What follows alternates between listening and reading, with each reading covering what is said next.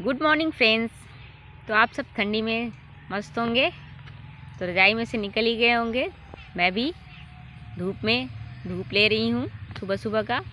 तो आप सभी को मैंने रीजनल जियोग्राफी से जितने भी यूनिट वाइज चैप्टर थे वो पूरे बुक के पीडीएफ नोट्स करा दिए, और साथ में ही प्रीवियस ईयर क्वेश्चन पेपर का भी आंसर मतलब किस तरीके से हम देंगे बता दिए हैं।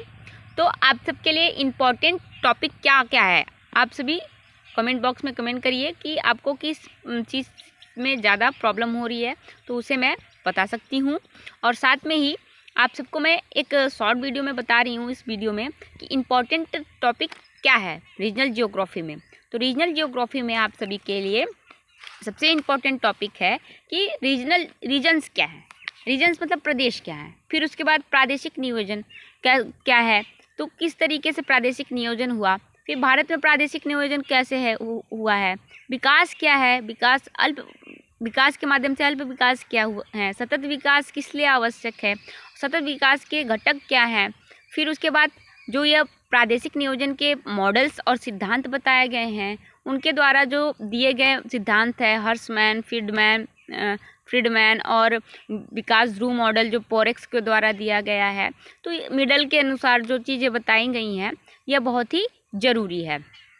फिर उसके बाद आप सभी को भारत में प्राचीन प्रादेशिक नियोजन किस तरीके से भारत में नगरीय नियोजन किया गया, फिर भारत में पंचवर्षीय योजनाएं कैसे बनी, तो यह भी बहुत ही आवश्यक है ना। फिर उसके बाद आर्थिक सूचक, सामाजिक सूचक के साथ साथ प्राकृतिक प्रदेश, भौगोलिक प्रदेश भारत के बारे में भी बताया गया है, यह भी बहुत इंपॉर्टेंट है। साथ में भारत में बहुस्तरीय परियोजना, जैसे बहुस्तरीय परियोजना में आपका सबसे पहले 5 स्तर आते हैं। बहुस्तरीय परियोजनाएं में 5 स्तर आती हैं। सबसे पहला राष्ट्रीय स्तर, फिर दूसरा राज्य स्तर, तीसरा जनपदीय स्तर, चौथा विकास खंडीय स्तर और पाँचवा आपका ग्राम पंचायत या ग्राम स्तरीय नियोजन आता है।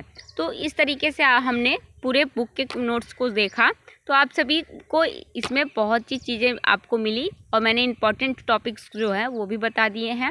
प्रक्रियात्मक प्रदेश भी बता दिया कि chapter number 4, chapter number 6, chapter number 12, chapter number 11, chapter number 1 और 3, और चैप्टर नंबर आपका 9 और 8 और 7 भी, ये चैप्टर्स जो थे बहुत ही इंपॉर्टेंट थे, तो उसे आप सभी अच्छे से पढ़ लीजिए। आप सबका एग्ज़ाम है, ठीक है। फिर हम मिलेंगे GIS और रिमोट सेंसिंग वाले पेपर में, ठीक है। धन्यवाद, थैंक्स फॉर वॉचिंग वीडियो।